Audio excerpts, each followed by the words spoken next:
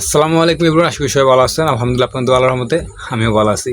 তো বরাবর মতো আপনাদের মাঝে চলে আসলাম আরেকটি নতুন ভিডিও নিয়ে। তো আজকে ভিডিওটি হচ্ছে আমরা যারা 2025 সালে নতুন ভোটার হয়েছি, দেন হচ্ছে আমাদের কাছে যাদের কাছে এরকম নতুন ভোটার স্লিপ কিংবা ফর্ম নম্বরটা আছে, তো সেটা দিয়ে আমরা কিভাবে আমাদের এনআইডি কার্ডটা উত্তোলন করব, দেন নিজের হাতে থাকা স্মার্টফোনটির মাধ্যমে। তো বেশি কথা বাড়াচ্ছি না, আপনারা দেখছেন ভিলেজ কম্পিউটার 22। যারা এখন চ্যানেলটি সাবস্ক্রাইব করেননি এখন সাবস্ক্রাইব করুন। আমি আপনাদের সাথে আছি মোহাম্মদ জাহিদুল ইসলাম হাওলাদার। তো বেশি কথা না বলে চলুন যাওয়া যাক মূল ভিডিওতে। আমরা অনেকেই হয়তো আগে পরে আমাদের এরকম ভোটার আইডি কার্ড উঠেছি, তাও নিজের হাত থেকে স্মার্টফোনটি দিয়ে, কিন্তু এবছর তা হয়তো অনেকেই পারতাছি না। তো কেন পারছি না, কিসের জন্য পারছি না, সেটা আজকে দেখো আমাদের ভিডিওতে। তো মেন কথা হচ্ছে গিয়ে, আমাদের যাদের কাছে এরকম স্লিপ আছে, ভোটার স্লিপ কিংবা ভোটার ফর্ম নাম্বারটা আছে 10 ডিজিটের যে একটা নাম্বার থাকে, সেটা যদি কারো কাছে থেকে থাকে, আর যদি হাতে একটা স্মার্টফোন থাকে, অবশ্যই ইন্টারনেট কানেকশন থাকতে হবে। ইন্টারনেট কানেকশন থাকলে আপনার আইডি কার্ড যদি হয়ে থাকে অবশ্যই উঠে দিতে পারবেন। দেন হচ্ছে আপনি ডাউনলোড করে জাস্ট যে কোনো একটা কম্পিউটার দোকান থেকে সেটা প্রিন্ট আউট করে লেমেন্টি করে নিলেই হবে। তো চলুন যাওয়া যাক মোবাইল স্ক্রিনে, দেখে নিচ্ছি কীভাবে কী করবো, আর 2025 সালে নতুন কী আপডেট আসছে সেটাও দেখে নিচ্ছি। তো চলে আসলাম ফোন স্ক্রিনে। আর অবশ্যই আমাদের এই কাজটি করার জন্য আমাদের ফোন ইন্টারনেট কানেকশন থাকা লাগবে। সো আমি আমার ফোনে গুগল ক্রোম ব্রাউজারটি ওপেন করে নিলাম। তো এখানে আমি সার্চ বারে সার্চ করবো NID.gov.bd। তো NID.gov.bd লিখে সার্চ দেওয়ার পর আপনাদের সামনে ওয়েবসাইট চলে আসবে। তো আপনার ফার্স্ট ওয়েবসাইটে ক্লিক করবেন। তো আমি যেহেতু সবসময় কাজ করি তার জন্য আমাকে অটোমেটিক ঢুকিয়ে দিয়েছে। তো এখানে জাতীয় পরিচয়পত্র নম্বর বা ফর্ম নম্বর লেখা আছে। তো এটা লেখা ফর্ম নম্বরটা দেওয়ার আগে আমাদের যা করতে হবে, বড় হাতের যেটাকে ক্যাপিটাল লেটার বলা হয়, বড় হাতের NIDFN আমাদের লিখতে হবে সামনে দিয়ে। তারপর আমাদের হাতে থাকা স্লিপ বা ফর্ম নম্বর যে 10টি সংখ্যা আছে সেটি বসিয়ে দিব। আর হ্যাঁ, এটা শুধুমাত্র 2025 সালে যারা আমরা অ্যাপ্লাই করছি তাদের ক্ষেত্রে।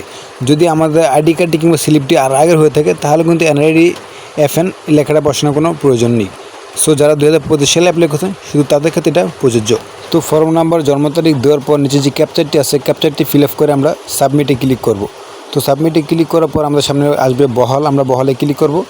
তো তারপর কিছুক্ষণ লোডিং নিয়ে আমাদের সামনে এরকম একটা ইন্টারফেস চলে আসবে। তো এখান থেকে আমরা আমাদের বিভাগ, জেলা, উপজেলাগুলো নির্বাচন করে নেব। তো আমি আমারগুলো ফিল আপ করে দিলাম।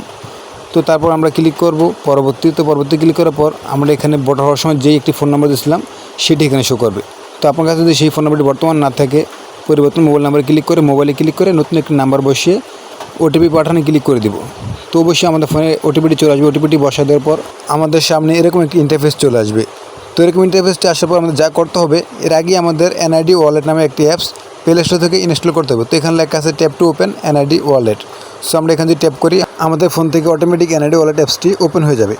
তো NID ওয়ালেট অ্যাপসটি ওপেন হওয়ার পর যারা আমরা NID কার্ডটি মূলত উত্তোলন করব তাকে আমরা আমাদের ফোনে ক্যামেরার সামনে এনে দাঁড়া করাবো। তো এখানে নিচে কিছু এক্সটেনশন আছে, 4টা এক্সটেনশন ফিল আপ করতে হবে। তো এই 4টা এক্সটেনশন যদি আমরা ফিল আপ করি তাহলে আমাদের কাজটি হয়ে যাবে। দেন তারপর আমাদের সামনে এরকম একটি ইন্টারফেস চলে আসবে। তো এরকম ইন্টারফেস আসার পর নিচে আমরা দুটো অপশন পাবো, একটি হচ্ছে এরিয়া জান আর একটি হচ্ছে সেট পাসওয়ার্ড। তো এখানে এরিয়া জানে যদি আমরা ক্লিক করি তাহলে আমরা আমাদের NIDটা শুধু ডাউনলোড করতে পারবো। আর যদি সেট পাসওয়ার্ডে ক্লিক করি তাহলে আমরা এখানে একটা পাসওয়ার্ড সেট করে রাখতে পারি। ইউজার আইডি একটা পাসওয়ার্ড দিয়ে রাখলে পরবর্তী যদি কখনো আমাদের এই আইডি ঢুকতে হয় তাহলে শুধু আমাদের সেই ইউজার আইডির পাসওয়ার্ড দিলে এই ব্যক্তিকে আমাদের কখনো প্রয়োজন পড়বে না। সো এটা হচ্ছে পাসওয়ার্ডের কাজ। আর এরিয়া জানে ক্লিক করে যদি আমরা NID ডাউনলোড করি, পরবর্তীতে আবার যদি কখনো ডাউনলোড করতে চাই তাহলে আমাদের আবারও সেই ব্যক্তির প্রয়োজন পড়বে।